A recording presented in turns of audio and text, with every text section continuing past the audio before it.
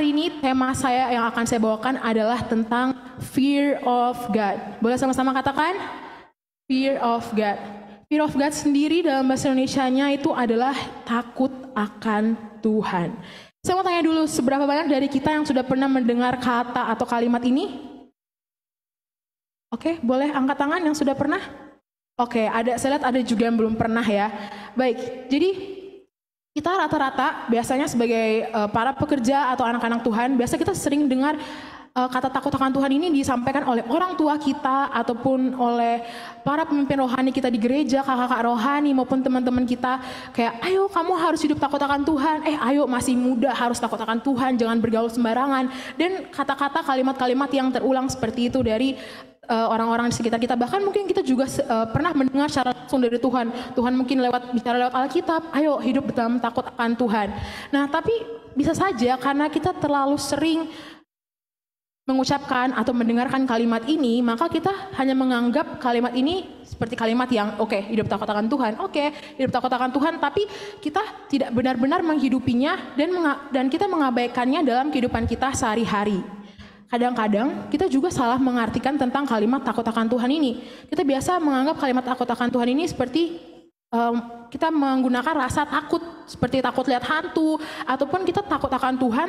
Sebenarnya kita bukan takut sama Tuhan, tapi kita takutnya sama manusia.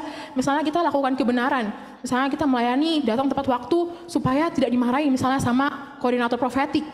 Atau misalnya kita melakukan apapun, misalnya kita lagi santai-santai, tiba-tiba bos kita atau mama kita datang, kita langsung kayak pura-pura, dari tadi udah capek nih kerja, padahal kita tidak lakukan dari tadi, itu kita tidak takut akan Tuhan.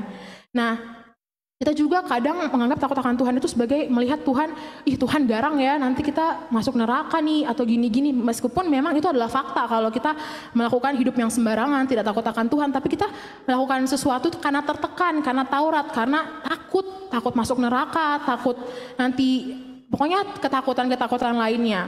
Namun, tahukah kita, kenapa kita bisa salah mengartikan takut akan Tuhan ini? Karena sebenarnya kita belum mengenal Tuhan Yesus dengan benar. Kalau kita kenal Tuhan Yesus dengan benar, maka kita akan bisa tahu bahwa Tuhan Yesus itu adalah Allah yang sangat penuh dengan kasih, saudara. Dan kasih itu harus dibuktikan. Biasa anak muda ya kalau pacaran, ayo buktikan kalau kamu sayang sama aku, bilang I love you misalnya kayak gitu ya.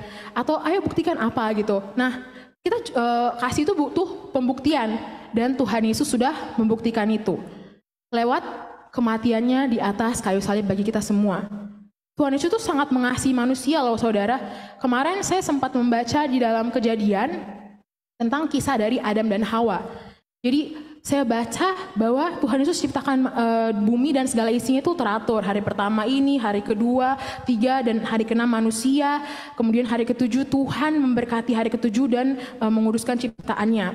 Nah kemudian Tuhan juga ciptakan di hari ke-6 manusia, Adam dan Hawa. Tuhan ciptakan serupa dan segambar dengan Tuhan. Pokoknya dikasih kekuasaan untuk menguasai bumi dan segala isinya. Bahkan Tuhan suruh Adam loh. Tuhan suruh Adam, ayo kamu namain hewan-hewan. Dan nama yang Adam kasih ke hewan-hewan itu yang Tuhan gunakan sampai sekarang. Jadi mungkin saja waktu itu Adam melihat gajah, ini gajah aja namanya ya Tuhan. Oke, gajah. Jadi kita akhirnya tahu gajah. Itu semua karena Adam ini. Padahal sebenarnya kalau Tuhan mau langsung namain, bisa. Tapi kenapa Tuhan pakai Adam? Karena Tuhan mau manusia jadi rekan kerjanya Tuhan. Nah, Tuhan begitu sangat mengasihi Adam, bahkan Tuhan ciptain Hawa karena Tuhan bilang, jangan manusia hidup seorang diri saja. Bayangkan Tuhan sampai perhatiin hal-hal seperti itu. Tuhan sangat mengasihi. Namun, saat semua sudah ditempatkan dengan baik, tiba-tiba ular datang dan ular menggoda Hawa dengan buah pengetahuan yang baik dan jahat. Mereka makan, Hawa makan, Adam makan. Kira-kira saat Adam dan Hawa makan itu, Tuhan di mana? Ada yang tahu? Tuhan ada di situ. Tuhan lihat ketika mereka berbuat dosa. Misalnya ceritain Adam dan Hawa. Tuhan lagi lihat nih, mereka lagi makan buahnya. Tuhan lihat ketika mereka berdosa. Sakit nggak? Kalau ada yang di sini pernah dikhianati oleh orang disayangi, mungkin nggak perlu pacar atau apa-apa. Misalnya sahabat aja yang kita terlalu percaya, tiba-tiba ternyata dia tusuk kita dari belakang, bahasanya sekarang ya. Ada yang pernah? Nggak pernah. Kak Andre pernah. Oke. Nah, Kalau kita dihianati, rasanya itu pasti sakit banget. Bayangin saudara, Tuhan begitu sayang manusia, begitu perhatian setiap detailnya, tapi manusia jatuh dalam dosa. Bayangkan betapa sakitnya hati Tuhan. Kalau misalnya kita ketemu sahabat kita, bicarain kita namanya tangkap basah lah ya. Kamu bicarain aku, gini, kok bicarai kak, astaga ndak nyangka aku kok kasih begitu kak. Ini buat yang Makassar ya. Astaga, ternyata saya kira pertemanan kita selama ini tulus, ternyata tidak. Ya kan, betapa sakitnya hatinya. Dan biasa kalau kita dihianati atau mengalami sakit-sakit seperti itu, kita akan langsung blok, kontak. Oke, kita nggak usah lagi, bahkan nggak akan ngomong. Misalnya kita tahu di belakang layar, ih tadi si ini bicarain loh, kamu dibicarain gini-gini. Kita kan, serius? Kita biasa nggak cross check, tapi kita langsung putus hubungan, selesai nggak ngomong. Tapi saat saya lanjut lagi baca kejadian itu, Tuhan bilang, saat manusia sudah tahu, pas sudah selesai makan, wah kita telanjang nih. Tiba-tiba Tuhan datang. Di manakah engkau? Wah, Tuhan masih sempat loh. Nih, Kejadian 3 ayat 9. Tetapi Tuhan Allah memanggil manusia itu dan berfirman kepadanya, di manakah engkau? Kita biasa nggak mau lagi loh dengar dari orang menyakiti hati kita. Bayangkan hati Tuhan saat itu sudah sehancur apa, saudara? Lihat, ini manusia yang aku ciptain, aku kasih sesuai dan segambar dengan aku, serupa aku kasih kekuasaan buat semua ciptaan. Tapi dia istilahnya mengkhianati aku dengan berdosa. Padahal aku udah bilang loh, itu jangan dimakan. Tuhan masih, di manakah engkau? Dan di situ Tuhan masih sempat berdialog lagi sama Adam dan Hawa sampai akhirnya memang mereka harus menanggung hukuman dari perbuatan yang mereka kerjakan karena melanggar perintah Tuhan. Saya ingin kita melihat di sini dari kisah ini, kasih Tuhan itu besar banget buat kita. Tuhan masih ajak ngomong, bahkan kisah Kain dan Habel. Kain dan Habel itu kakak adik. Kain mempersembahkan yang bukan yang terbaik dari hasilnya, sedangkan Habel mempersembahkan lemak, daging, pokoknya yang terbaik dari yang dia kerjakan. Lalu saat mereka mempersembahkan, persembahan Habel diterima, Kain tidak diterima. Lalu Kainnya marah-marah, kira-kira siapa yang salah? Yang salah Kain. Dia udah salah, gak kasih yang terbaik buat Tuhan, dia juga yang marah-marah. Sampai Tuhan tanya, kenapa hati kamu panas? Tuhan juga udah bilang, hati-hati, dosa udah menunggu. Berkuasalah atas dosa itu. Tuhan Yesus sudah ingatin, Tuhan Yesus sudah kasih ingat ke Kain, kamu yang harus berkuasa atas dosa, bukan dosa yang berkuasa atas kamu. Tapi ayat berikutnya, setelah itu, si Kain malah langsung ajak Habel ke padang. Dan akhirnya dia malah membunuh Habel. Selanjutnya apa? Apakah Tuhan langsung membunuh juga Kain? Tidak. Tuhan berdialog lagi. Tuhan tanya lagi, di manakah Habel adikmu itu? Aku tidak tahu. Dia masih mengelak lagi. Padahal kita manusia tidak ada yang bisa luput dari pandangan Tuhan. Dan Kain pun kayak, Tuhan aduh nanti aku gini, aku gini, nanti gak ada yang mau sama aku dan seterusnya. Tapi Tuhan bilang tidak, sekali-kali tidak.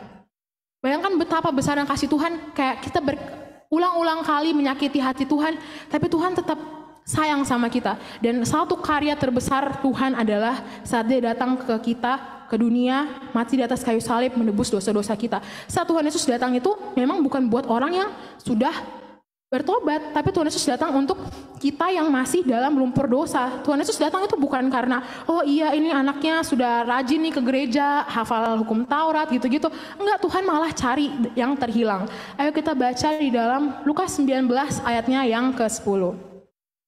Sebab anak manusia datang untuk mencari dan menyelamatkan yang hilang.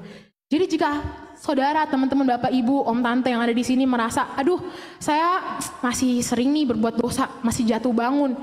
Aduh saya ini tidak layak ke gereja. Saya ini mau baca Alkitab tapi saya malu sama Tuhan. Saya ini mau pelayanan tapi aduh dosa saya banyak banget. Justru itu Tuhan datang buat orang yang seperti itu. Jangan merasa tidak layak, karena memang sampai kapanpun kita mau coba hidup sesuci apapun, mau hidup sesoleh apapun, gak bisa. Yang bisa hanyalah darah Yesus. Hanya darah Yesus yang bisa melayakkan kita untuk benar-benar hidup sesuai dengan apa yang Tuhan mau. Karena itu kalau kita sekarang merasa minder, merasa gak layak, dan seterusnya, datang ke kaki Tuhan. Jangan janji-janji sama Tuhan, iya Tuhan aku berjanji gak bakalan bikin dosa ini lagi. setelah selesai janji berapa jam kemudian jatuh lagi. Nggak bisa. Kalau kita berdosa dan kita susah, seolah-olah susah keluar dari dosa itu, datang ke Tuhan bukan janji. Jujur, Tuhan aku susah nih, aku bergumul sama dosa ini. Nggak bisa Tuhan, aku jatuh terus. Dan Tuhan yang akan kasih kekuatan. Benar-benar berserah, Tuhan bantu aku butuh Engkau. Kekuatanku terbatas, manusiaku terbatas. Tuhan Yesus yang sanggup mengubahkan hidupku seutuhnya. Amin saudara. Dan kalau sama Tuhan gak usah malu. Sama kayak tadi cerita Adam dan Hawa.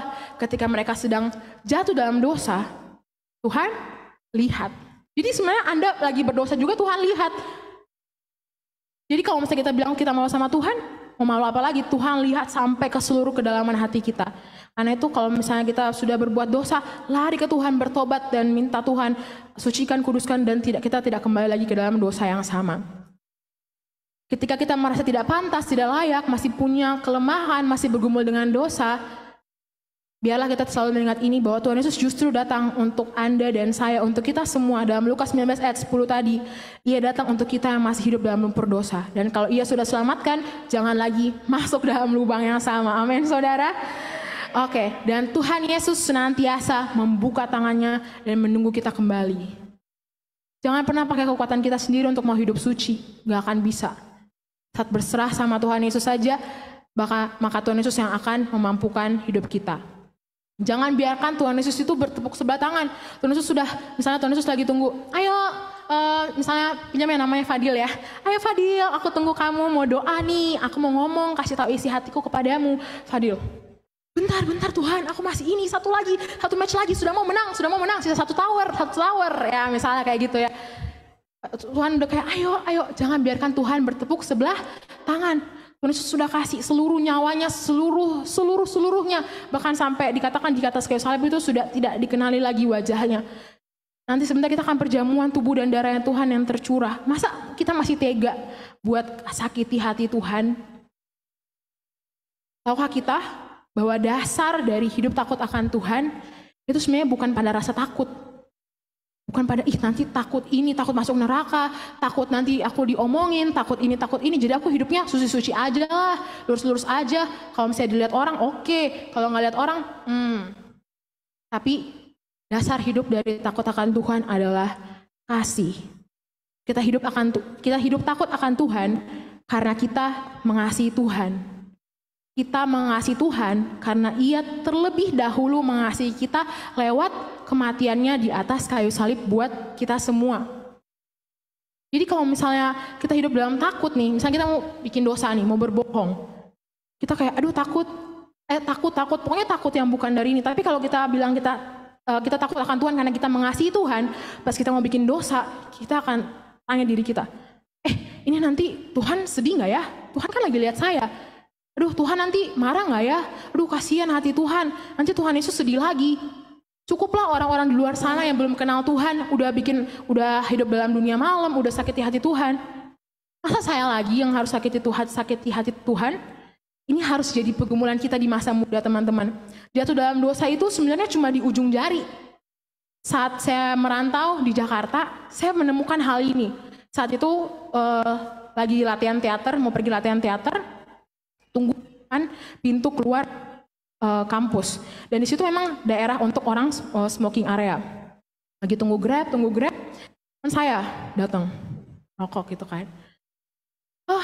Cer, mau coba nggak? Di situ, misalnya saya di sini, Cer mau coba nggak? Nggak. Terus ditawar lagi ke sebelahku, Cer, nih mau coba nggak? Ambil dan akhirnya merokok. Di situ saya benar-benar sampai rumah saya bergumul, saya bilang, wah jatuh dalam dosa itu nggak perlu tunggu harus pergi ke klub malam, nggak perlu tunggu harus pergi ke tempat-tempat yang katanya itu tempat berdosa. No, itu di ujung jari kita, bahkan dengan handphone pun bisa berdosa, saudara teman-teman. Bayangannya waktu itu adalah saya jatuh dalam dosa, pilihannya antara dua kata, ya dan tidak. Kalau saat itu saya oke, boleh. Saya sudah bisa kesaksian di sini, saya pernah merokok, ya kan? Tapi oleh anugerah Tuhan, Tuhan Yesus kuatkan saya waktu itu dan saya tidak memilih untuk tidak. Kita semua nggak ada yang kuat teman-teman. Bahkan saya pun, kita semua rentan, kapanpun. Katakan di Alkitab, iblis sedang menunggu nih. Kapan nih dia buka celah? Kapan ya dia jatuh dalam dosa? Iblis tuh nggak jauh-jauh, saudara. Malah iblis tuh lebih suka di gereja, karena supaya kalau kata Pastor Luther, kalau di kuburan temennya banyak, ya kan? Di sini kita anak-anak Tuhan. Dia mau mencoba menjatuhkan anak-anak Tuhan, tapi saya percaya di sini kita adalah anak-anak yang kuat, yang tangguh, yang hidup dalam takut akan Tuhan. Amin, saudara. Oleh karena itu kita harus senantiasa hidup tuh deket aja sama Tuhan, nempel. Ini selalu saya ingatkan, kamu jangan pernah merasa kuat, bisa jatuh. Karena itu hidupnya nempel aja. Apa-apa nempel, tanya Tuhan, nempel, tanya Tuhan. Disakitin, nempel. Bingung, nempel. Apapun mau ke sini ke situ, nempel. Tadi sebenarnya saya mau bawa buku itu, saudara. Saya mau kesaksian bahwa di awal-awal semester kuliah saya, ya masih nangis-nangis ya kan, kangen mama, kangen papa, kangen teman-teman yang ada di sini. Terus saya diajarin Tuhan bikin jurnal. Jurnal judul saya adalah My Lovely Time with God. Dan situ saya biasa mulai dengan selamat pagi Bapak, terima kasih untuk hari ini, gini. Terus saya cerita, Tuhan tadi saya di sekolah, tadi di kampus gini loh Tuhan. Iya terus saya begini, terus gini. Dan saat saya membuat itu, saya merasa bahwa hal-hal yang biasanya membuat saya itu takut, membuat saya insecure. Saya insecure, saudara. Jangan pikir saya ini sempurna, tidak ada kekurangan, catat. No, saya masih banyak kekurangan. Saya kadang masih insecure, masih suka overthinking, masih suka membuat spekulasi. Ih, dia lihat saya kayak gini. Berarti, Pak, kayaknya dia bicara saya di belakang deh. Kayaknya dia gini deh. Tapi saat saya mulai buat itu, dan setiap hari nempel sama Tuhan, maka semua negatif itu lenyap dengan sendirinya. Sebentar saya akan menunjukkan sebuah simulasi, dan saat itu saya berdoa dan saya mendapat, saat saya scroll Instagram itu muncul dan saya kayak wow, ini benar-benar peneguhan dari Tuhan. Nah, kita kembali lagi, kita harus hidup dalam takut akan Tuhan karena kita mengasihi Tuhan. Katakan mengasihi Tuhan. Siapa di sini yang pernah berada dalam sebuah hubungan? Ada? Hubungan di sini jangan pikir pacaran, nggak usah yang gitu-gitu. Anak dan orang tua itu semua sudah hubungan. Orang tua dan anak. Kalau pacar juga boleh, suami istri. Siapa yang pernah boleh lambaikan tangan? Saya percaya kita semua di sini pasti dong punya orang tua. Nah, coba pikirkan, kenapa sih misalnya seorang ayah itu atau mama mau kerja dari pagi sampai malam atau pokoknya mau susah-susah. Kenapa? Karena mereka mengasihi keluarganya. Mereka mau kasih yang terbaik. Misalnya suami bekerja, mau kasih yang terbaik buat istri dan anak-anaknya. Ibu-ibu bekerja, iya karena anak saya harus butuh pendidikan yang terbaik. Aku mau anak saya jadi kepala dan bukan ekor, misalnya seperti itu. Kenapa ibu-ibu seperti itu? Karena sayang sama anaknya, mengasihi anaknya. Kalau misalnya bukan anaknya, ngapain susah-susah kan? Misalnya kayak gitu. Terus kenapa sih anak-anak tuh kenapa mau dapat nilai yang bagus di sekolah? Atau kenapa anak-anak biasa kalau ditanya cita-cita, oh iya saya mau kerja begini supaya saya bisa membahagiakan orang tua saya. Kenapa membahagiakan orang tua? Karena kita sayang sama orang tua kita. Benar? Nah, kenapa kita sama Tuhan juga nggak bisa seperti itu? Mari kita lakukan, kita hidup benar, hidup dalam takut akan Tuhan karena kita cinta sama Tuhan, karena kita mengasihi Tuhan dan kita tidak mau membuat Tuhan kecewa atau Tuhan Yesus sedih. Amin, saudara. Dan kalau kita mau dan kalau kita punya cinta kepada Tuhan, kita bilang kita mengasihi Tuhan nih sungguh-sungguh, maka takut akan Tuhan itu akan timbul. Dan seperti yang saya bilang tadi, saat kita mau buat dosa, kita akan selalu pikir, Tuhan lagi lihat aku nggak boleh nih bikin kayak gini. Terus kalian misalnya, Tuhan maaf ya tadi aku rencana mau bikin dosa. Bahkan akhirnya cuma rencana doang mau bikin dosa, udah langsung minta maaf karena kita sadar ada Tuhan yang perhatikan kita. Nah, kalau saat ini kita masih sering bergumul dalam dosa, kita masih sering bangun dalam dosa, coba pertanyakan sama diri kita, apakah ku sungguh mengasihimu, Yesus? Apakah kita benar-benar cinta sama Tuhan? Ataukah cintanya hanya di mulut doang, tapi hatinya nanti ya Tuhan, nanti aja, hidupku masih panjang. No, siapa bilang? Aku udah hampir bilang pemirsa. Siapa bilang, saudara ya? No, anak muda saat muda itu hidupnya justru harus menggebu-gebu sama Tuhan. Kemarin puji Tuhan atas anugerah Tuhan saya diizinkan sharing di doa guru-guru Aku Anak Terang, doa pagi. Kita biasa ada doa pagi. Dari situ saya mendapatkan judul dari Tuhan, Don't Waste Our Youth. Jangan sia-siakan masa muda. Justru saat masa muda kita harus investasi sebanyak-banyaknya. Investasi apa, Cer? Investasi apa? Investasi bibit atau reksadana atau saham dan seterusnya? Boleh. Tapi investasi kekekalan, itu nilainya kekal. Kalau investasi di dunia, saat kita masuk dalam peti, udah, dadah, selesai. Roh kita ke Tuhan. Kita bawa apa? Investasinya? No, kita tinggalin di dunia. Tapi kalau investasi kekekalan, wah, sampai surga disambut pakai karpet merah. Wih, punya banyak harta di surga. Karena punya banyak harta di surga karena investasi dari bumi. Amin, saudara. Siapa mau investasi kekekalan? Boleh lambaikan tangan? Yes, kita mau semua Tuhan investasi kekekalan. Karena itu saat masa muda harus menggebu-gebu, tabur yang baik. Seperti gen jasmani, maka rohani juga memiliki gen, DNA. Kalau kita mau anak cucu di bawah generasi kita hidup takut akan Tuhan, hidup gila-gilaan sama Tuhan, hidup radikal sama Tuhan, mulai dari diri kita sekarang. Karena itu akan turun ke generasi-generasi kita berikutnya. Saya izin menyaksikan opa dari oyang saya, opa dari oma saya, dari mama.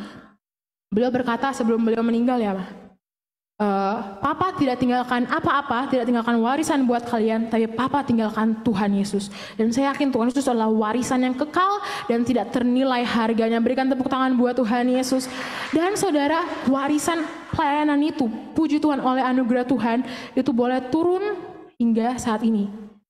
Dan saya percaya untuk Bapak Ibu yang ada di sini, akhir-akhir ini juga Tuhan sedang mengajarkan kepada saya bahwa kalau anak-anak itu, anak-anak muda, mereka tuh boleh dinasehati, tapi mereka akan lebih melihat tindakan yang dilakukan. Contoh, oleh karena itu mari sejak kita muda, bahkan untuk orang-orang tua yang ada di sini, mari melalui teladan hidup kita, biarlah kita menjadi contoh dalam apapun yang kita kerjakan, sosial media, saat bertemu orang, dan seterusnya, mau dilihat orang, tidak dilihat orang, tahu bahwa Tuhan ada melihat dan kita melakukan yang terbaik.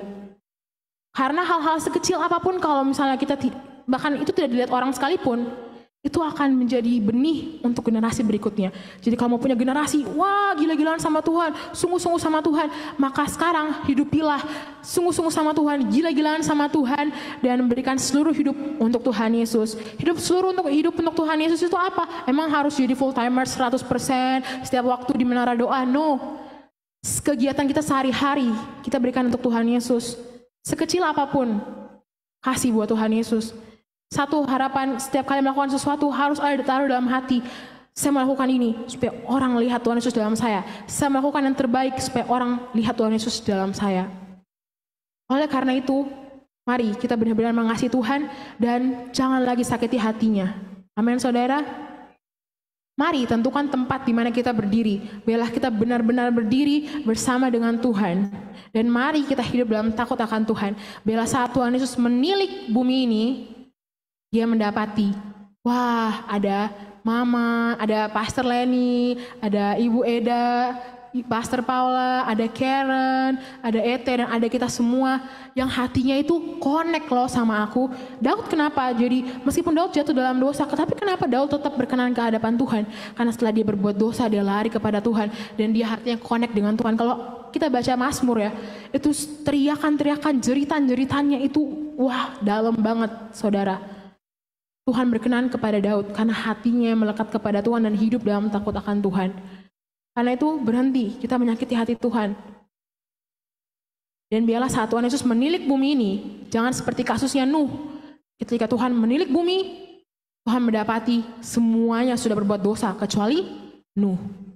Dan saat ini, bila saat Tuhan menilik bumi ini, menilik itu kemarin saya penasaran dengan arti kata menilik. Akhirnya saya buka KBBI, menilik itu artinya memperhatikan dengan sungguh-sungguh, dengan detail. Anggapnya misalnya kita kayak lagi lihat apa gitu yang kecil ya. Menilik satu-satu, dilihat. Bila saat Tuhan menilik bumi sekarang ini, Tuhan menemukan kita, orang-orang yang takut akan Tuhan. Dan biarlah kita menjadi alasan Bapa tersenyum. Kita menjadi alasan Tuhan Yesus memberkati kota Makassar. Kita menjadi alasan Tuhan Yesus memberkati kota Surabaya, kota Jakarta, Indonesia, bahkan dunia ini. Amin saudara? Ada amin saudara? Amin, haleluya. Biarlah kita menjadi penghibur Tuhan Yesus, menjadi penghibur hati Tuhan Yesus di dunia yang sudah semakin kelam ini. Dunia ke depan akan tambah jahat, karena itu tentukan tempat berdiri kita sekarang. Kalau mau sungguh-sungguh, ayo sungguh-sungguh sama Tuhan. Tapi kalau masih main-main, hati-hati, karena kita nggak tahu kapan Tuhan Yesus datang untuk yang kedua kalinya. Berikutnya saya ingin membagikan 4 langkah untuk hidup dalam takut akan Tuhan. Langkah yang pertama adalah sadari kasih-Nya Tuhan Yesus itu sangat besar sekali. Ya, dari tadi saya bahas itu tentang kasih Tuhan. Tuhan Yesus sangat mengasihi saya, Tuhan Yesus sangat mengasihi kita semua. Kasih-Nya Tuhan Yesus yang memampukan kita untuk bisa hidup di dalam kebenaran. Kalau kita mau pakai kekuatan kita sendiri, kita nggak akan pernah bisa, terbatas. Karena itu kita harus berterima kasih, karena kita yang tidak terbatas ini, diberikan kasih yang tidak terbatas dari surga. Dan itu kasih itu yang memampukan kita untuk bisa mengenal, wah ada Tuhan yang mengasihi saya, dan saya dikasihi. Saudara, jangan mau dibohongi sama dunia ini. Gravitasi dunia sedang menarik anak-anak Tuhan untuk lebih fokus ke sosial media, fokus dengan standar-standar dunia. Yang mana standar-standar dunia itu kadang sudah tidak sesuai dengan apa yang Tuhan Yesus mau. Kalau kecantikan harus seperti ini, gini. Padahal jangan mau mendapatkan pujian dari manusia. Tapi carilah pujian dari Tuhan. Mungkin di manusia kita biasa-biasa aja. Mungkin di manusia ya biasa-biasa aja hidupnya. Tapi di hadapan Tuhan, wow, kita dapat pujian, kita dapat tepuk tangan daripada Tuhan. Karena itu, mari kita sadari bahwa kasih Tuhan Yesus sangat besar dan Ia sangat mengasihi kita. Yang kedua adalah reposisi hati, dan mari kita cinta Tuhan Yesus mati-matian. Seperti yang tadi saya bilang, jangan biarkan Tuhan Yesus bertepuk sebelah tangan. Amin saudara? Mari sama-sama kita baca di dalam 1 Korintus 13 ayat 8. 1 Korintus 13 ayatnya yang ke-8. Kasih tidak berkesudahan, nubuat akan berakhir, bahasa roh akan berhenti, pengetahuan akan lenyap. Jadi apa yang akan ada selamanya saudara? Apa yang akan ada selamanya? Kasih. Kasih itu akan everlasting, akan bertahan selama-lamanya. Karena itu mari kita cinta Tuhan Yesus sungguh-sungguh. Kalau kita cinta sama Tuhan Yesus, Tuhan Yesus saya sudah begitu cinta sama kita. Apalagi kalau misalnya kita responi cintanya, wah bayangkan betapa besar berkat Tuhan yang akan kita terima dalam kehidupan kita. Amin. Mari, masih muda harus cinta Tuhan gila-gilaan. Jangan izinkan dunia ini gravitasi, jangan izinkan sosial media dan lain-lain menarik perhatian kita lebih daripada kita ke Tuhan. Di tahun yang baru ini, mumpung masih Januari, biasa kan orang mulai resolusi itu harus dari Januari ya. Kalau misalnya sudah mulai pertengahan-pertengahan, mau mulai resolusi baru, nanti deh tunggu tahun depan. Mumpung masih Januari saudara, ayo kita perbaiki hubungan-hubungan yang sudah mulai lama tidak sujud di kaki Tuhan, tidak berdoa. Ayo lari lagi ke Tuhan. Tuhan mau dan Dia ada di sana menanti kita kembali ke pelukannya. Yang ketiga, mari kita hidup bergaul dengan Tuhan. Mazmur 119 ayatnya yang ke-9. Dengan apakah seorang muda mempertahankan kelakuannya bersih? Dengan menjaganya sesuai dengan firman-Mu. Seperti yang saya tadi bilang saudara di awal, bahwa kalau kita di luar Tuhan, kita rentan banget. Di dalam Tuhan aja kita bisa jatuh ya. Apalagi kalau kita di luar Tuhan, iblis hap sampai habis. Jadi kalau sama Tuhan itu bergaul dengan Tuhan. Beberapa yang saya baca dalam Alkitab seperti Nuh, Henok. Nuh itu adalah keturunan dari Henok juga loh, ada garisnya. Jadi Henok lalu Nuh. Itu makanya tadi yang saya bilang, pelayanan, cinta Tuhan itu akan turun ke generasi berikutnya. Henok hidup bergaul dengan Tuhan. Kemana dia? Jalan-jalan sama Tuhan, diangkat. Nuh hidup bergaul dengan Tuhan. Kita lihat dalam Kejadian 5 ayat 5. Kejadian 6 ya. Ya, Kejadian 6 ayatnya yang ke-9. Riwayat Nuh. Inilah riwayat Nuh. Nuh adalah seorang yang benar dan tidak bercela di antara orang-orang sesamanya. Perhatikan kalimat ini, dan Nuh itu hidup bergaul dengan Allah. Wow, dia hidup bergaul dengan Allah. Ayatnya yang ke-12, Allah menilik bumi itu dan sungguhlah rusak benar. Sebab semua manusia menjalankan hidup yang rusak di bumi. Ini yang saya bilang tadi, saudara. Dan ayat 12, berfirmanlah Allah kepada Nuh, aku telah memutuskan untuk mengakhiri hidup segala makhluk, sebab bumi telah penuh dengan kekerasan oleh mereka. Jadi aku akan memusnahkan mereka bersama-sama dengan bumi. Kalau kita hidup bergaul dengan Tuhan, maka kita akan dikasih tahu rahasia-rahasia ke depannya yang akan terjadi. Dan oleh anugerah Tuhan, saat saya menuliskan buku jurnal yang saya tadi ceritakan, Tuhan seperti ajar, nanti kamu akan begini-begini, kamu akan begini-begini, dan perlahan-lahan itu mulai terjadi dalam kehidupan saya. Kalau kita bergaul sama Tuhan, itu kita akan langsung mendapatkan pesan dari Tuhan. Kita kan biasa selama ini nunggu, oke, saya mau dinubuatkan sama ini, semua didoakan sama ini, kalau ini doakan dan seterusnya. Itu nggak apa-apa, Bapak Ibu, nggak salah. Hamba Tuhan seperti kita semua adalah alat Tuhan, perpanjangan tangan Tuhan, adalah bisa dibilang kotak posnya, tukang posnya. Tapi sangat luar biasa, Tuhan juga menyediakan pilihan jasa untuk kita langsung berbicara dengan sang pemberi pesan itu secara langsung. Luar biasa, bukan saudara? Jadi mari, sambil kita juga menambah-dambakan untuk mendapatkan nubuatan, mari kita juga secara dengan sungguh-sungguh Tuhan mau ngomong apa nih sama saya. Saat kita renungan di rumah, jangan cuma ngomong, kita doang yang ngomong, Tuhan saya bla bla bla bla bla bla, amin, selesai, tutup Alkitab, kesana main HP, Instagram dan seterusnya. No, tapi Tuhan, gini, saya hari ini begini. Oke Tuhan, your turn. Tuhan mau ngomong apa? Bisa tiba-tiba muncul Sakaria 3 atau Amsal bla bla bla, Mazmur bla bla bla. Itu salah satu Tuhan bicara, atau tiba-tiba ada suara lembut. Jangan takut, aku ada di sini. Aku menguatkan kamu, aku Bapamu. Itu salah satu Tuhan bicara. Karena itu kalau hidup bergaul sama Tuhan Yesus, itu enak pol ya kata orang Surabaya. Karena kemana-mana tuh Tuhan udah kasih tahu. Bahkan kalau bergaul sama Tuhan ya, kita mau chat sama orang, udah ketik panjang-panjang, tiba-tiba di ending pas lagi ketik Tuhan bilang, coba kamu hapus yang bagian atas terus kirim yang sisanya aja. Bisa saudara. Bergaul sama Tuhan itu nggak selalu akan menggebu-gebu, akan membuat kita di jamaah Tuhan terus. Bisa saja Tuhan juga membuat kita diam untuk introspeksi diri. Jadi bergaul sama Tuhan itu, kita akan ceritanya les privat ya, dibimbing privat. Orang sekarang cari guru privat itu mahal saudara. Misalnya mau cari guru privat keyboard itu mahal, apalagi kalau di Jakarta. Nah sekarang kita bisa langsung privat sama yang pemilik bumi dan segala isinya ini. Amin. Dan itu luar biasa banget, gunakan fasilitas itu. Yakobus 4 ayat 8a. Yakobus 4 ayat 8a dikatakan, mendekatlah kepada Allah dan Ia akan mendekat kepadamu. Boleh baca sekali lagi sama-sama saudara? 1, 2, 3. Mendekatlah kepada Allah dan Ia akan mendekat kepadamu. Wow. Tuhan sangat sayang loh sama saudara semua yang ada di sini. Mazmur 32 ayatnya yang ke-6. Mazmur 32 ayatnya yang ke-6. Sebab itu, hendaklah setiap orang saleh berdoa kepadamu selagi engkau dapat ditemui. Sesungguhnya, pada waktu banjir besar terjadi, itu tidak akan melandanya. Kenapa tidak akan melandanya? Karena bergaul erat dengan Tuhan.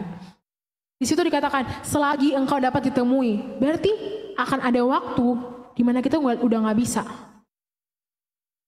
Jadi sekarang adalah masa kasih anugerah. Biasa Pastor Lenny, Pastor Luther khotbah di sini. Gunakan masa kasih anugerah ini selagi masih ada. Hidup dengan sungguh-sungguh. Karena itu mari teman-teman, Bapak Ibu semua, kita berdoa datang kepada Tuhan, di kaki Tuhan. Mau nangis-nangis, mau guling-guling, datang dengan seluruh kerendahan hati dan seluruh hidup kita. Datang dengan apa adanya. Karena nggak ada yang tersembunyi bagi Tuhan. Dia udah tahu semuanya sebelum bahkan kita cerita sama Tuhan. Amin saudara, datang kepada Tuhan selagi Ia masih dapat ditemui. Dan Kalau kita datang sama Tuhan, bukan kita datang sama teman kita biasanya kayak kita datang, wah, dia kayak siapa ya, nggak kenal, no. Biasa Tuhan, kalau kita sama Tuhan itu, Tuhan Yesus, Tuhan kayak, iya nak. Biasa kan kita kalau lihat anak kecil kayak, iya sini sama tante misalnya ya, iya sini sama kakak gitu kan, kayak iya. Tuhan juga kayak gitu karena kita adalah anaknya. Amin saudara. Boleh multimedia minta tolong bantuannya untuk menunjukkan ilustrasi. Ini yang tadi saya cerita saudara, saat saya membuat renungan itu oleh anugerah Tuhan, hari demi hari seakan mulai luntur. Nih saudara, lihat yang kuning di atas, they're not coming off. Ini nggak lepas-lepas Tuhan.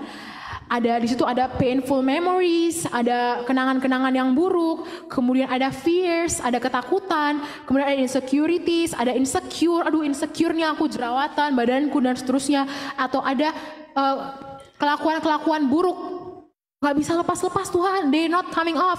Dosa ini Tuhan, aku masih terikat sampai sekarang, gak bisa lepas, gimana ini Tuhan? Terus Tuhan, yang kedua, hey kiddo, hey nak, gitu ya Tuhan, take a walk with me, ayo jalan sama aku yuk, Tuhan ngajak jalan. Nih kalau anaknya tunggu, nanti ya selesai ya. Berikutnya, jalan nih. Nah, ceritanya jalan ini sambil baca Alkitab, berdoa, ya kan, puji-pujian, ngomong sama Tuhan, Tuhan, aku hari ini mau ke gereja pakai baju apa ya? Tuhan, aku gini. Ini cerita lagi ngomong-ngomong. Dan saudara perhatikan, merah-merahnya mulai hilang. Dan sampai akhir sini, oh saudara nggak bisa kelihatan? Sampai akhir sini, semua yang tidak bisa lepas, beban-beban, painful memories, semua memori-memori buruk, ketakutan, insecurity, dosa-dosa yang selama ini mengikat kita, semuanya terlepas. Karena apa? Kita jalan sama Tuhan Yesus. Amin, saudara. Saya sangat terberkati ini dari Child.Inc. Sepertinya dia dikasih anugerah sama Tuhan untuk membuat animasi-animasi, dan animasi-animasinya itu sangat menguatkan. Jadi kalau saudara mau follow juga bisa. Oke. Nah, ini ada tulisan di sini ya. As we behold Him, saat kita kayak fokusnya ke Tuhan saja, we are being transformed. Kita mulai ditransformasi. As we keep company with Him, saat kita terus dekat-dekat dengan Tuhan, kita akan belajar untuk hidup dengan bebas dan lebih ringan, lightly. Dan transformation and growth in the Lord is not found in and of ourselves. Jadi perubahan, pertumbuhan dalam iman itu nggak bisa ditemukan sama kekuatan kita sendiri, karena seperti yang tadi kita terbatas. Tapi it is found in Jesus. Itu hanya bisa ditemukan, didapatkan dalam Tuhan Yesus. By being with Him. Gimana sih biar hidup bebas? Itu tadi, hidup bergaul dengan Tuhan Yesus. Beholding Him, enjoying Him. Saat hidup dekat dengan Tuhan, harus enjoy. Datang ke Tuhan tuh jangan sebagai sesuatu yang kayak, waduh, berat banget nih gitu kan. No, harus enjoy. Kayak, yes, aku mau datang lagi nih sama Tuhan. Aku mau cerita, Tuhan hari ini aku begini. Kalau saudara mau cerita sambil berdiri atau sambil lagi kerja atau apa, kayak, Tuhan hari ini aku ngerjain skripsi misalnya. Susah banget Tuhan, dosennya banyak mau, gini. Tapi Tuhan, aku percaya Engkau punya rencana, Engkau ada bersama denganku. Amin.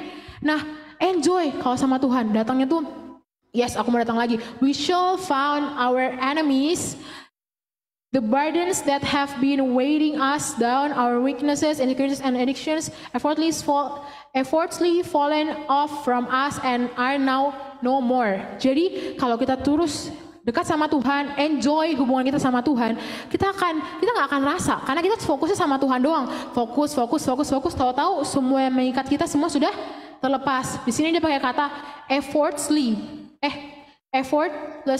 ya. Sorry, gak bisa terbaca.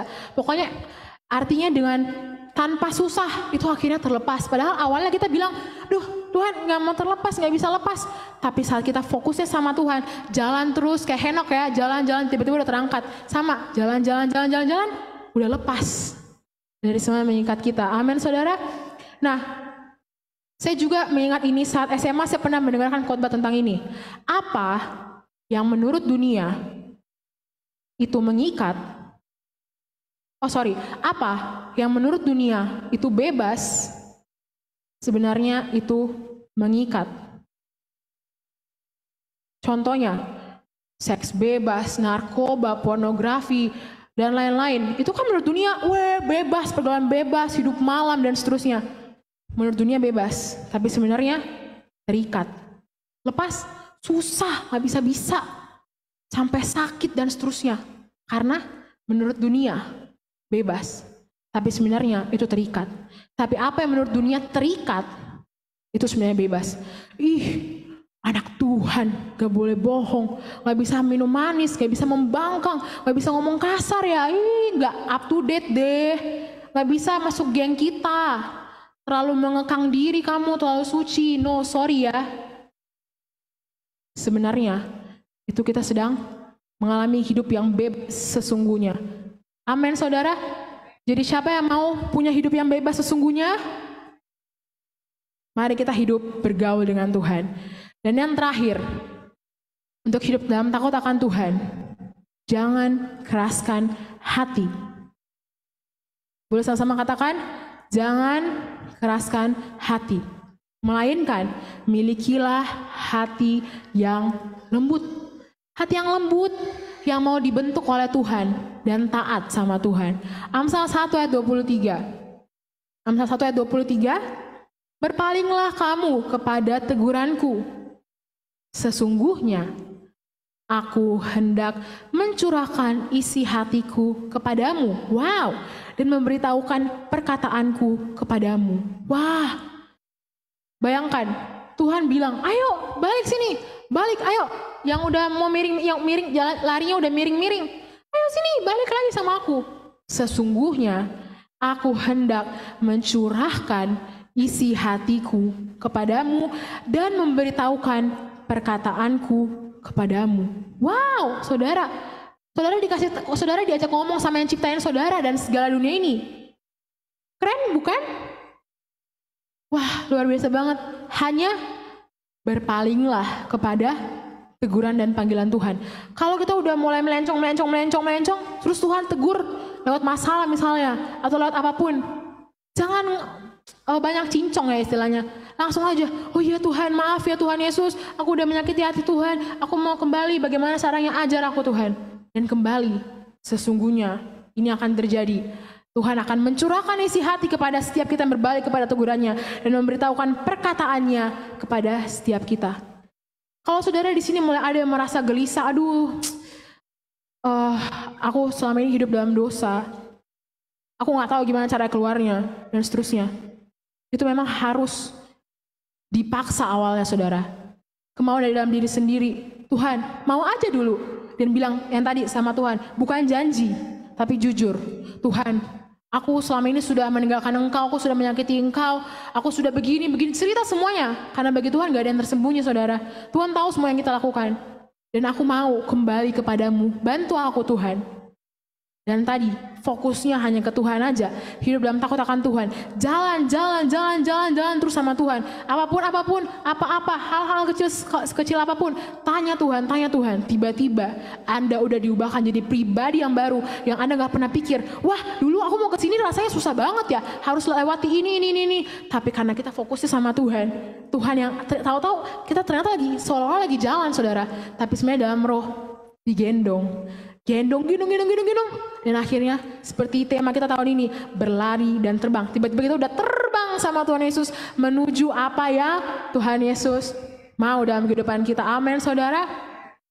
Oh ya karena itu sama Tuhan, jangan neko-neko, taat aja, dengar-dengaran aja. Kayak kata Pastor Lenny, taat, terus angguk, aksi terus. Tuhan suruh gini, oke, siap Tuhan. Jangan, Tuhan kayaknya gini aja deh, jangan tawar-tawaran sama Tuhan. Oke Tuhan, yang tadi saya bilang saudara, mari sejak kita muda, sama-sama kita belajar. Hidup radikal sama Tuhan. Kalau mau radikal dari sekarang. Tapi kalau main-main, hati-hati, we never know. Sampai kapan kita akan hidup di dunia ini. Apakah engkau sudah siap untuk kembali kepada Tuhan? Saya waktu itu saudara di Jakarta, perut saya kram sekali saudara, terlilit sampai rasanya kayak mau pingsan atau mau hilang. Saya tidak tahu perasaan apa itu saudara. Dan saat itu saya tiba-tiba berpikir, waduh kalau saya dipanggil Tuhan sekarang, kayaknya saya masih belum siap. Saya melayani mungkin terlihat rohani, tapi siapa tahu hati saya ini belum benar sama Tuhan. Kita semua gak ada yang kebal saudara. Jadi mari sama-sama hari ini kita mulai lagi reposisi hati kita. Tuhan, aku mau hidup takut akan Tuhan. Aku mau hidup menyenangkan hati Tuhan. Karena aku gak tahu kapan Engkau akan datang menjemput saya. Amin saudara. Dan indahnya bergaul sama Tuhan tadi itu saudara. Saat kita memiliki hati yang lembut, maka Tuhan juga akan ubahkan kita. Masalah mungkin datang ya, problem mungkin datang dan seterusnya. Tapi karena kita digendong sama Tuhan, kita bisa melewati semuanya. Dia yang berperang bagi kita. Berikan tepuk tangan buat Tuhan Yesus. Ketika kita melakukan 4 poin di atas, yaitu kita sadar bahwa ada satu pribadi yang sangat mengasihi kita. Jangan mau ditipu sama dunia saudara. Kamu gak dikasihi, kamu banyak ini, banyak kekurangan sana sini. No. Tuhan Yesus mengasihi kita semua apa adanya. Gak perlu jadi orang lain di hadapan Tuhan. Gak perlu harus berpura-pura. No. He knows our heart. Yang kedua, reposisi dan juga harus mengasihi Tuhan kembali. Jangan biarkan Tuhan bertepuk sebelah tangan. Gini aja gak enak ya saudara, ini kayak ngapain nih? Biarkan kita balas cinta Tuhan. Dan lihat akan ada multiplikasi dalam kehidupan kita. Yang ketiga, bergaul hidup erat dengan Tuhan. Fokusnya ke Tuhan aja. Gak usah fokus ke kekuatan kita. Aduh Tuhan, aku masih kurang ABCD. No, fokus ke Tuhan. Nanti Tuhan yang akan mampukan kita mencapai apa yang menjadi tujuannya dalam kehidupan kita. Dan terakhir, saat Tuhan sudah tegur, saat Tuhan sudah ingatkan, miliki hati yang lembut dan taat. Dengar-dengaran aja. Oke, aku mau berubah. Maka saya percaya kalau kita lakukan hal-hal ini, kita akan dibawa kepada dimensi-dimensi yang tidak pernah kita pikirkan sebelumnya. Kita akan dipakai Tuhan lebih lagi, kita akan mengalami percepatan, kita akan berlari dan juga terbang lebih cepat bersama dengan Tuhan Yesus. Musik boleh maju ke depan. Dan poin terakhir saudara sebelum saya selesai. Berkat kalau kita hidup dalam takut akan Tuhan adalah, mari sama-sama kita buka dalam Mazmur 25 ayat 12 sampai 15. Boleh sama-sama kita buka dalam Mazmur 25 ayat 12 sampai 15. Mazmur 25 ayat 12 sampai 15. Kita baca sama-sama ya Bapak Ibu. 1, 2, 3. Siapakah orang akan Tuhan? Kepadanya Tuhan menunjukkan jalan yang harus dipilihnya. Sekali lagi ya, lebih kompak lagi Bapak Ibu. 1, 2, 3 ayat 12. Siapakah orang yang takut akan Tuhan? Kepadanya Tuhan menunjukkan jalan yang harus dipilihnya. Ayat 13. Orang itu sendiri akan menetap dalam kebahagiaan dan anak cucunya akan mewarisi bumi. Ayat 14.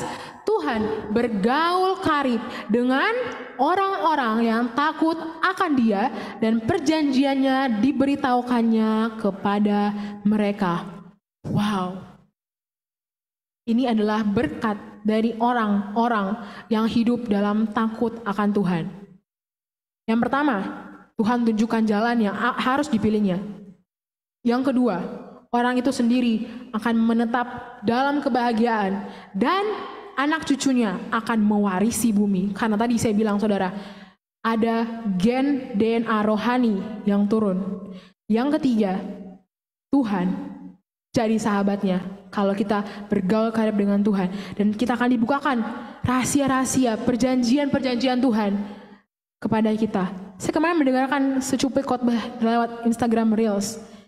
Dikatakan saat muda buat perjanjian sama Tuhan, sehingga nanti saat tua kita akan mendapatkan jawaban-jawaban itu. Tapi kalau saat muda kita ya udahlah, go with the flow aja lah, gini-gini aja hidupku. Kalau disuruh melayani oke melayani, kalau disuruh ini oke ini. Kita jadi diombang-ambingkan saudara kayak angin, nggak tahu mau dibawa kemana.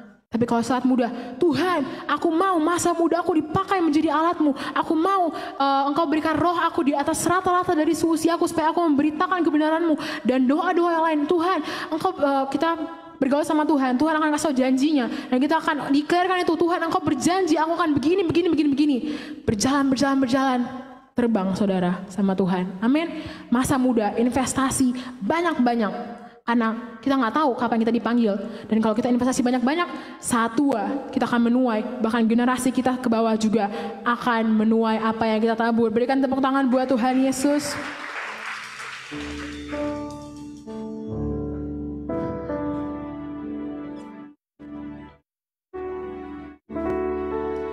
Terima kasih Tuhan. Ini waktunya kita sendiri dengan Tuhan, saudara.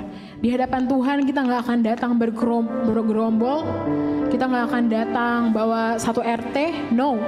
Di hadapan Tuhan, hanya kita dan Tuhan sendiri berhadap-hadapan. Karena itu nggak usah lihat kiri kanan, tundukkan kepala, tutup mata, dan coba kita periksa hati kita. Apakah kita sudah mengasihi Tuhan dengan sungguh-sungguh? Ataukah selama ini kita masih membiarkan gravitasi bumi, gravitasi dunia menarik kita dari Tuhan? Gunakan waktu ini, saudara. Takut akan Tuhan itu jangan ikut-ikutan. Takut akan Tuhan itu harus dari diri sendiri. Karena seperti yang tadi, saat kita kembali ke rumah Tuhan, saat dalam hari penghakiman, kita akan berdiri sendiri-sendiri. Nggak bisa dibawa siapa-siapa.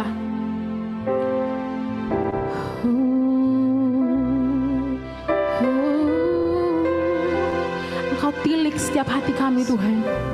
Anak-anak mudamu yang hadir di saat onsite maupun melalui Bapak Ibu yang ada di online. Engkau menilik setiap hati kami, Tuhan. Oh Jesus, Kau lihat hati kami. Apakah kami sungguh-sungguh mengasihi-Mu? Atau selama ini kami hanya bermain-main? Oh, kami minta ampun Roh Kudus. Kalau selama ini kami hanya bermain-main, kalau selama ini kami hanya menyenangkan daging kami tidak takut akan Tuhan yang sesungguhnya, tapi kami takut kepada manusia. Kami melakukan karena kami takut dihukum Tuhan. Oh, Roh Kudus, ampuni kami. Engkau lihat setiap hati kami yang berseru, kami yang merintih, kami yang mengerang. Engkau lihat hati kami, Tuhan, dan ubahkan hati kami. Katakan, saudara, buat Anda yang mau diubahkan hatinya oleh Tuhan, katakan, Tuhan ubah hatiku. Katakan, Tuhan ubah hatiku. Oh Yesus, dengarkan doa anak-anak-Mu, Tuhan. Dengarkan doa anak-anak-Mu. Kami percaya Kau hadir di sini, Kau hadir di sini. Kau mendengar setiap seruan, rintihan, tangisan hati kami. Oh, terima kasih Tuhan. Terima kasih Roh Kudus yang manis, Tuhan Yesus yang manis. Sadarkan kembali kami, Tuhan, identitas diri kami yang sesungguhnya, bahwa kami adalah anak dari Raja di atas segala raja. Kami adalah anak dari Tuhan Yesus. Namanya Yesus, namanya Yesus. Dan kami dikasihi oleh-Mu, kami dikasihi oleh-Mu. Oh, rasakan kasih Tuhan itu, saudara. Kasih Tuhan itu sedang mengalir, mengalir, mengalir. Buka hatimu, saudara. Jangan ada yang mengeraskan hati di tempat ini. Izinkan Dia bekerja. Oh, Roh Kudus. Oh, Roh Kudus, Roh Kudus. Ini waktu-Mu, Tuhan. Jama, jama, jama. Dia sedang bekerja, saudara. Oh, Shekeya, nana. Shekeya rapa kaya nasho koyo doro doro doro sho keya rana rana shekeya keya rono sho koya rara shekeya rana rana sho koya rapa kaya nase keya rono sho koya rara shekeya rono sho koya rara.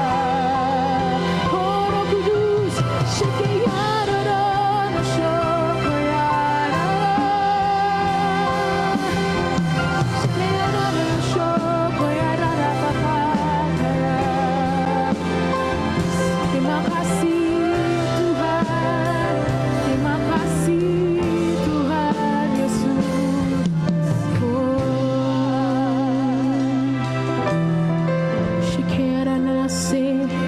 Terima kasih Tuhan untuk sore hari ini, dan biarlah untuk malam hari ini.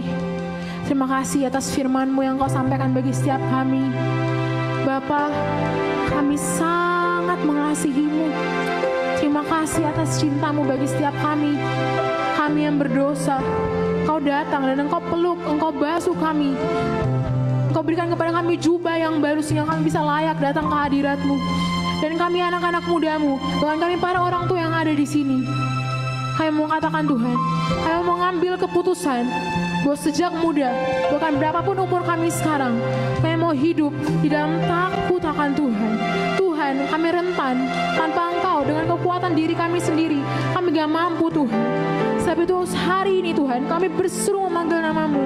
Bantu setiap kami anak-anak-Mu Tuhan, yang ingin kembali, yang ingin lari, yang ingin kembali ke dalam jalur-Mu Tuhan. Bantu kami Tuhan. Dan bila roh takut akan Tuhan, yang kotor pada Daniel, yang kotor pada Yusuf, yang kotor pada tokoh-tokoh Alkitab Tuhan, ada bagi setiap kami Tuhan. Curahkan roh takut akan Tuhan. Roh takut akan Tuhan turun bagi setiap kami yang hadir saat onsite maupun yang menyaksikan secara online Tuhan. Dan bila setiap hari kami sadar bahwa Engkau mengawasi kami 24 jam, tidak ada yang luput dari hadapan-Mu Tuhan. Terima kasih Bapa atas waktu ini. Terima kasih hamba sudah selesai. Tapi biarlah Engkau terus bekerja di tengah-tengah kami. Lawat setiap kami. Biarlah hati yang mengasihi-Mu ada bagi setiap kami. Kami takut akan Engkau, bukan karena kami takut dihukum, bukan karena kami takut masuk neraka, no, tapi karena kami mengasihi-Mu Tuhan dengan segenap hati kami. Bantu kami Tuhan, seperti ilustrasi yang tadi, Tuhan tolong kami Tuhan. Bila kami, mata hati kami, mata hidup kami, pikiran kami, seluruh hidup kami hanya berfokus kepada-Mu, dan kami akan berlari, terbang, dan tahun ini kami akan mengalami percepatan pada hal-hal yang selama ini kami merasa berat, tapi karena kami percaya kami berjalan bersama dengan-Mu, maka Engkau yang memampukan kami. Terima kasih Tuhan. Terima kasih Tuhan Yesus yang baik. Di dalam nama Tuhan Yesus. Haleluya. Amin.